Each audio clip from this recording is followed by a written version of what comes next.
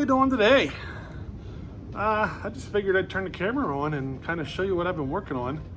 I haven't put anything out in a little while, so, you know, why not? I've actually been playing with the 590, the Echo 590. So, I did not like the muffler that I had on it.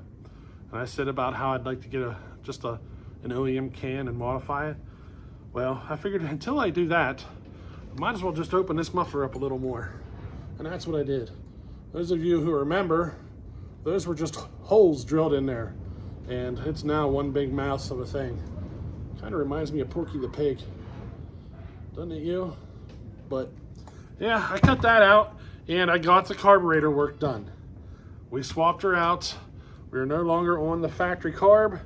I was putting a 460 carb in, a 372 carb here, kind of figuring out what might be the easiest path, and I ended up going with the 372 carb.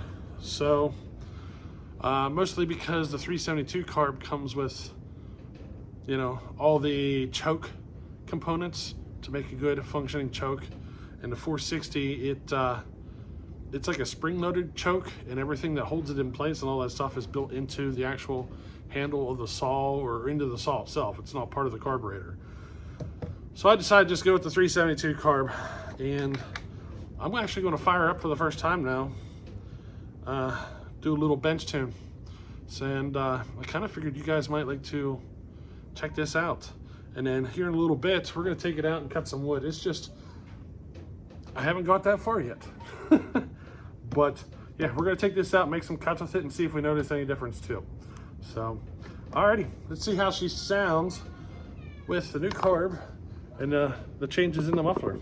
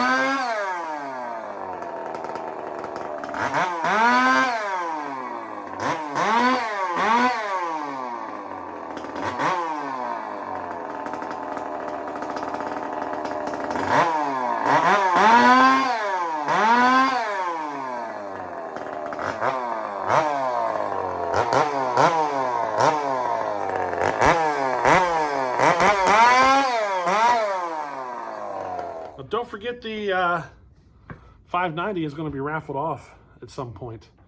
So keep that in the back of your mind. One of these days we are going to raffle off the 590. My door slamming. But yeah, just keep that in the back of your mind. And you may not see as many videos from me because things at work are a little different. In fact, as I've explained before, how I'm the senior laborer at work at the water company, and once you get to the senior laborer, then you're bidding into other jobs. So the next step up for me would be an assistant pipe fitter. The next step up after that would be a hammerman, the jackhammer guy. The step up from that would be the pipe fitter, and then of course you got operators and foremen and stuff. But it looks like I might be jumping 2 slots. It looks like I might actually be jumping straight up to pipe fitter. So we'll see. I'll know more here in about 2 weeks. So I might be going from the senior laborer to a pipe fitter position here very soon, which, you know, just kind of changes my responsibilities a little bit, but it doesn't really change my day-to-day activities that much. The pipe fitter basically is the guy who works all the mains, all the big pipe, where the assistant just helps and works on all the customer service lines and stuff like that. So, you know, we all kind of have our jobs, but I just thought I'd give you a little clue there. You may not see as much from me here in the future, simply because, you know, things are changing at work, and I might be a little busier, especially right now. This time of year, there's only, I don't even know if we're running at half the number of people that we normally do. So there's a lot more work involved, or I should say more overtime available. We'll put it that way. I mean, the other night I got called in let my phone ring at 2 a.m. and I got home at, what was it, 7:30 at night. So, you know, getting busy. But anyway, back to the video. Alrighty, she's up and running. Still feels a little fat at the very first instant of the throttle touch, but we'll see how she progresses here. I really can't get a good tune until you get into wood, you know what I mean? But that's where we're at. I can tell you the song got louder. I mean, of course it did. You know, but hey, it is what it is, I guess. Sounds better, but it's a heck of a lot louder. Now I am working on the 61 as well. I have it in the house. I'm actually cleaning it. It's being one of the worst ones to clean that I've ever done. It's just layer upon layer upon layer of that freaking pine sap and sawdust, you know what I mean? So I'm almost done though. I've got the machine work done to it, or most of the machine work done to it already. I decided to go ahead and start cleaning it. So I'll be showing you an update on that here very soon, and where we are on that build. But for now, let's go ahead and take this guy, get him barred up, and get some cuts in. Alrighty. It is very windy out here today. The top of that tree just blew off. Landed down there in the weeds. I was literally walking around the building. But that's not the only one. Both of these hit the ground at the same time. This one's very dead. Looks like probably an ash. But yeah, both of these trees hit the ground at the same time. So, looks like I got a little work to do. I might just save that for test wood. You know what I mean? So, we'll see how hard she is. If she's rotten, we won't worry about it so much. We'll just push it into the weeds. You know what I mean? We got to get over there on the other side and make some cuts with this saw. Heck, we might even tear into this tree a little bit since it's down. You know what I mean? Let's get at it. I just brought the 61 back out of the house because I was cleaning it, and I'll tell you what, this guy was filthy. I got most of it, but it was so caked in there. It took me, well, I just spent the last 2 days working on it. Even the recoil, every bit of this was just packed. Here's the top cover. This hole underneath was so packed you didn't even know it was white, and it just took forever. She cleaned up to a point, you know. I can live with this. Now, I already did some of the machine work to it. I did the squish band. I don't know if you can tell, but I did do a cut to the squish band there, and the stock piston, the original piston, was the issue. So let me see if I can kind of show you here. This is the original piston.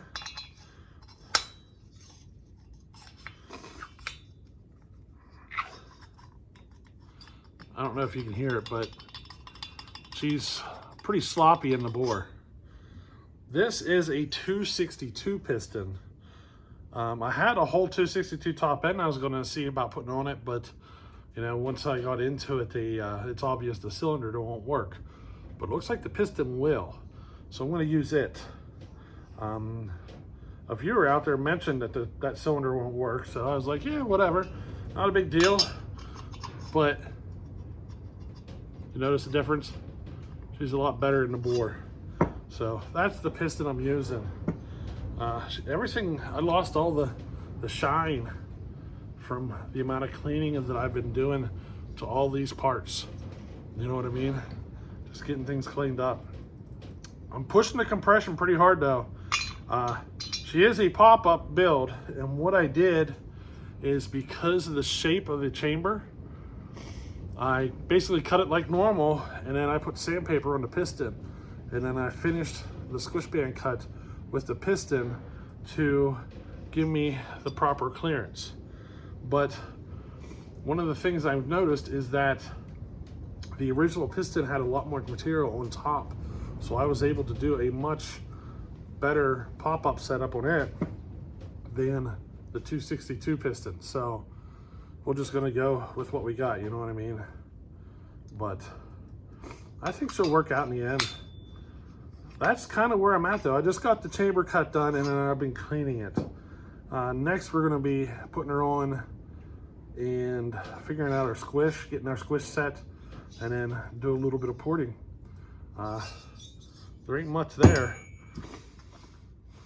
Now I've been doing, or I should say I've noticed that I'm gonna have to do a bunch of repairs as I go. So like the carburetor is toast. I mean toast. The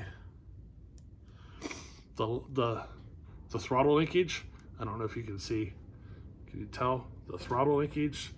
There is a tremendous amount of play up and down. You see it? Side to side. And if you look at it on the inside, you can see where the little flappers all wore out. So this carburetor is pretty much toast, or at least the throttle butterfly linkage and all that stuff. So I have other carburetors laying around that I might be able to swap the parts. We'll see, but we might have to go ahead with a different carburetor on this saw.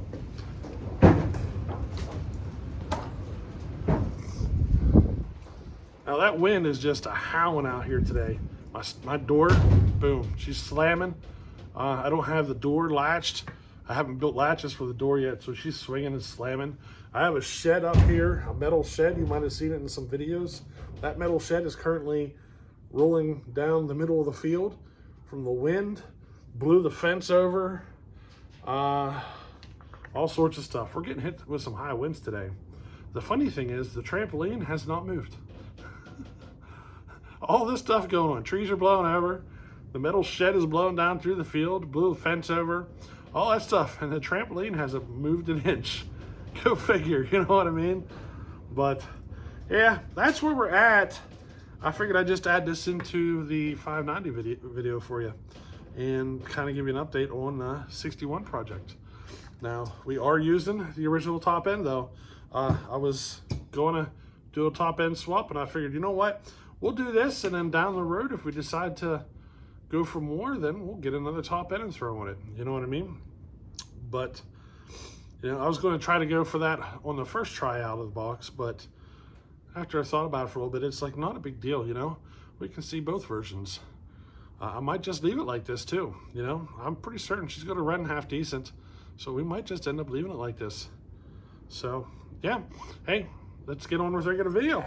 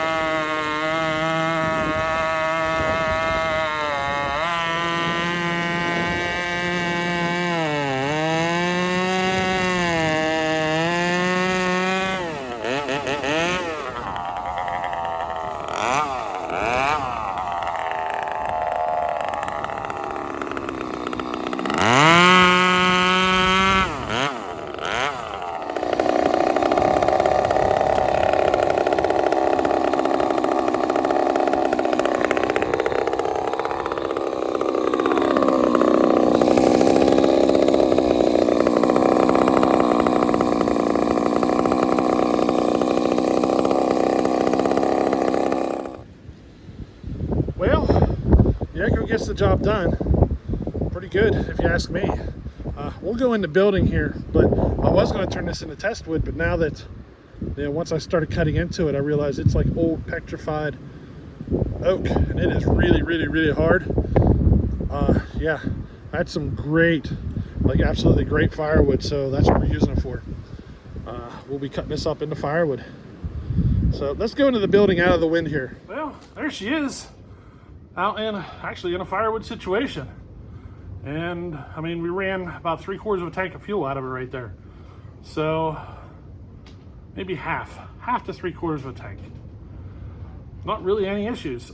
She's still having that issue though, where it's got a hesitation coming off the throttle if you let it idle. Like, I'm thinking that might be an issue in the crankcase, and I'm suspicious that we might actually have an air leak, so we might need to replace our seals or something. I'm kind of leaning towards that path. Just there's a very slight issue with the tune, and it just doesn't want to settle in perfect, if you know what I mean. Just kind of fluttery. Now, whenever I got this saw, it had a roasted cylinder and all that stuff, which, an air leak could cause that stuff. So we might be beneficial here just to go ahead and put new seals in this. So I think we're going to look at doing that here in the future. Carburetor is tuning up, like it should. I'm not really having any issues there. It's just something's making me think there might have an air leak to deal with, and I think just to be on the safe side, we should put new seals in it. But otherwise, as far as cutting, I mean, she runs fantastic. She's up there with a lot of my saws. I wouldn't say she's the fastest. I think I got the roof at like 100, where a lot of my saws go to like 98 or 96 or whatever. So, she's not as fast as a lot of saws, but she definitely is performing way better than what she did from the factory. I'll tell you that. We just got a few more tweaks to do to get things sorted out and ironed out, you know what I mean? But yeah, hey, I hope you enjoyed this one. A lot of cutting on the Echo today, and just kind of circumstances, a tree happened to fall down just as we were walking out there, so let's get the tree out of our way. But anyway, hey, we'll catch you in the next one. Later.